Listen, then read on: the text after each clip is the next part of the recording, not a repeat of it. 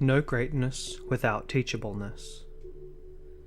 About the most hopeful element in any human being's character I should reckon to be teachableness. Whenever you meet a man who knows, and knows he knows, and wards off any proof of reasoning of yours with the impenetrable shield of a superior smile or the dull hostility of a determined eye, you feel that between you and him there can be no real dealings. A lot of so-called firm faith is merely fixed and rocky egotism. Many a man thinks he has principles when he has nothing but what was a slushy Portland cement of ignorance now hardened into rigid prejudice. The wisest minds I find are the most teachable. The wider one's experience, the more thorough his study, the braver his heart, and the stronger his intelligence, the more willing he is to hear what you or any man may have to offer. Stubbornness is usually the instinctive self-defense of conscious weakness. When one can do nothing else to show his strength, he imitates the mule, the most despised of animals, sets his feet, lays back his ears, and won't budge. Of all creatures, deliver us from the man or woman to whom you cannot tell anything. Spinoza's maxim was that the two great banes of humanity are self-conceit and the laziness coming from self-conceit.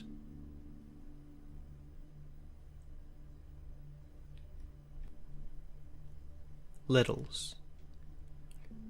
What people think of you usually depends on little things, but what people think of you is no little thing.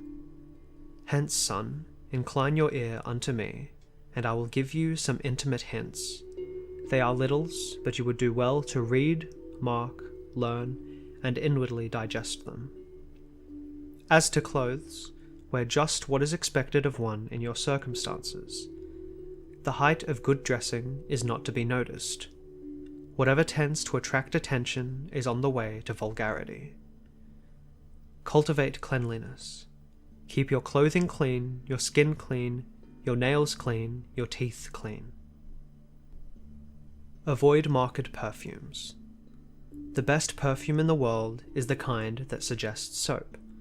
The worst, the kind that suggests you forgot the soap. And eschew jewelry. Choose your crowd. Don't go with those who spend more than you can afford, drink what you don't want to drink, or talk the way you don't like. Don't criticize, just drop out. Don't be officious. Don't qualify in the popular art of minding other people's business. Don't regulate. Be gentle. The stronger, the gentler. The more power you have, use it the more carefully. Don't bluff. If you are going to hit a man, hit him and have done with it.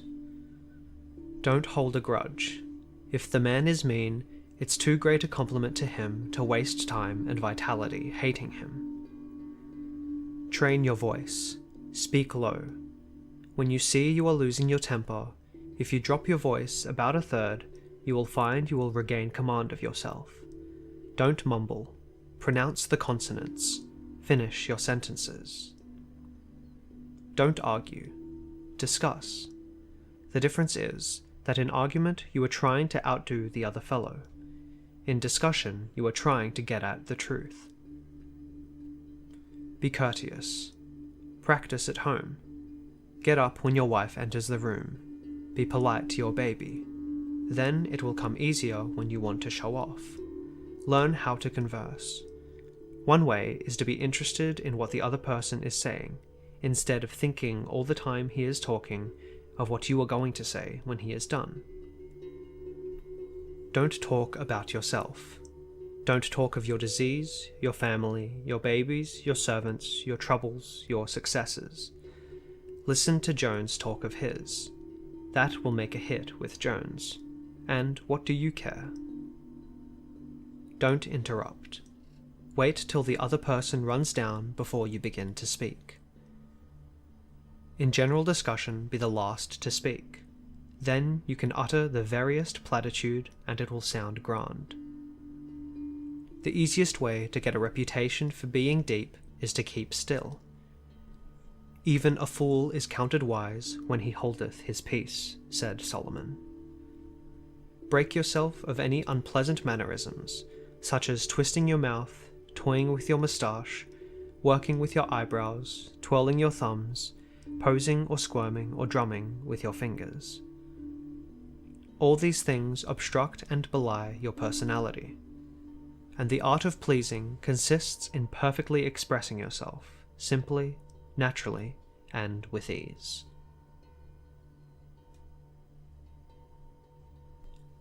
I don't know. Certain plants never grow except in certain soils: edelweiss in the Alps, bananas in the tropics, and cacti in the sands of the desert. Wherever you find the plant called humility in the human garden, you will always discover real wisdom in the brain soil that produces it. The habit of positivity has the true flavour of ignorance, for if one is always certain, he is usually wrong. Humbugs, impostors, frauds, and sciolists never hesitate. But when you talk to a man of genuine learning, mature experience, and thorough culture, such a man as Mark Hopkins or President Eliot, the thing that strikes you most in him is his almost childlike modesty. When once you have learned that it is as sure a sign of wisdom to say you do not know as to say you do know, when you have learned that it is pretense and not ignorance that is shameful, when you want to be esteemed for nothing except what you really are, and to hate nothing so much as to be praised for what you are not, then you can be at ease in any company. Everybody from servant to savant will enjoy you, and, as was said of Robert Burns, you will be equally at home in the society of farm labourers and the polite world. Genuineness and modesty are the keys of friendship.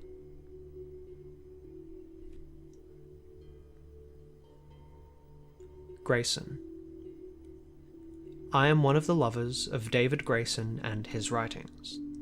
They are a new and needed and refreshing note in literature, and the fact that a popular monthly apparently believes that it is not ruining its circulation by publishing this wholesome stuff, along with the usual sex, adventure, and celebrity material that is supposed to lure the dimes from newsstand patrons, demonstrates that there is still a remnant of the elect among us.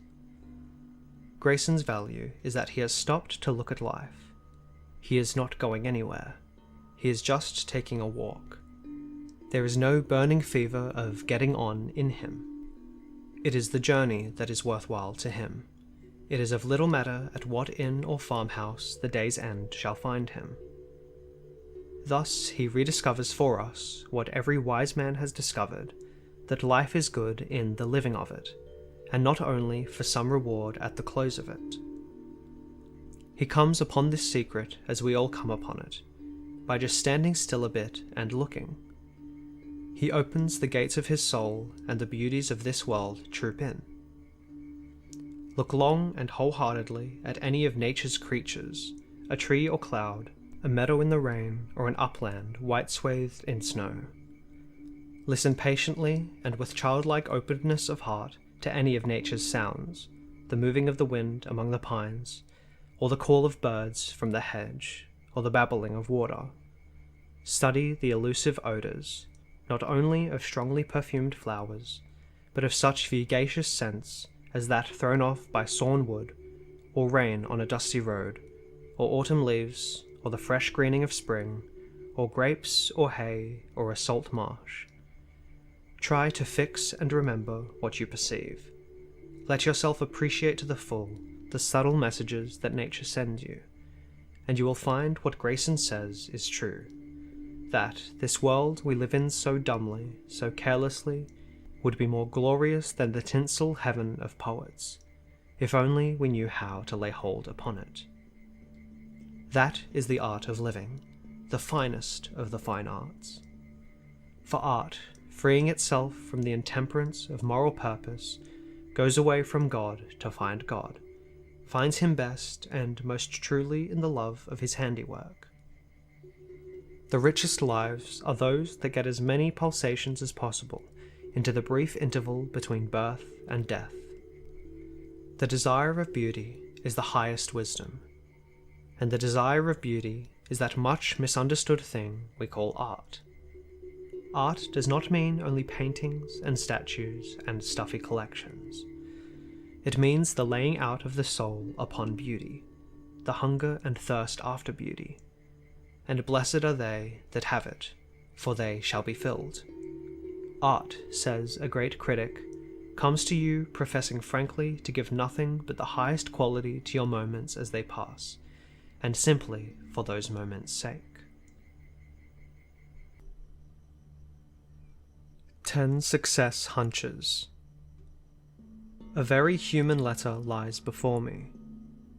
I read your editorials daily, says the writer, a young man, and have been especially interested in those that touch upon ambition and opportunity. Now, I would like you to answer me just one question. What is a young man to do when he reaches the age of 21 with no special training? He has lots of ambition, besides ability to work, but he finds that this talk about courage and willpower is nothing but rot. For wherever he seeks an opportunity to start from the bottom, no one pays attention. The very men who preach opportunity and rising to high position in life by hard work refuse to make a place for him. They tell you about using your brains, but at the same time, they don't give you a chance to use them. Can you explain how in the world there is any opportunity in such a case? Well, in the first place, living all those years until 21 without training is a crime. But perhaps it was not your fault. If you ever have children, however, see that you do not wrong them as your parents and the state, and possibly yourself, wronged you. Still, at 21 you have the world before you. Perhaps these hints may help you. 1. Don't be impatient. It's a life job you're tackling. Set your jaw. Plan for years, not for tomorrow only. 2. Remember that your real success takes place inside of your mind. It's not facts, nor others' acts, nor events that matter. Nothing matters in the long run but the temper of your spirit. Keep thinking success, and the more you are rebuffed, the harder you must think it. 3. You seem sorry for yourself. That looks bad. Flee thoughts of self-pity as you would the devil. Are you alive and kicking, and have you a clear head and 2 good hands, and are you out of jail? If so, you're in luck. 4. Study. I'll venture to say you waste enough spare time in 4 years to make a doctor's degree. Find out what you want to do. Say it's engineering. Take up a course of study in that direction. 5. Do well what you can find to do. Do it with all your skill and enthusiasm. Do it better than anyone else can do it. Do it, and keep your eye open for something better. Be efficient. Every factory, store, and farm in the world is hungry for the man who can do the business and not make excuses.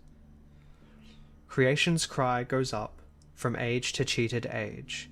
Give us the men who do the work for which they get the wage. 6. Don't fret. Don't worry. Have faith. Believe in yourself. Believe in the world. Believe in the eternal justice. If you do, the stars will fight for you. And if you don't believe, if you complain and get it into your head that this world is down on you, why, it will come down on you and smash you, and you'll get what you believed in. Everybody does. 7. Be persistent. Fortune's a fickle jade. If she does not say yes the first 5 times you ask her 25 times. After a while, she will favor you, for she loves importunity. 8. Get the luck idea out of your head. There is such a thing as luck, but that is not what you are looking for. What you want is success, and there's no luck about that. It's just as certain as the corn crop to those who know how to raise it. 9. Don't expect anything of anybody but yourself. 10. And keep cheerful. It's all in a lifetime. And meanwhile, there are donuts and coffee, and the pleasant sun is shining. I suspect you are missing a lot of happiness because you don't know it when you see it. Do you remember what Lincoln said? I have noticed that most people in this world are about as happy as they have made up their minds to be.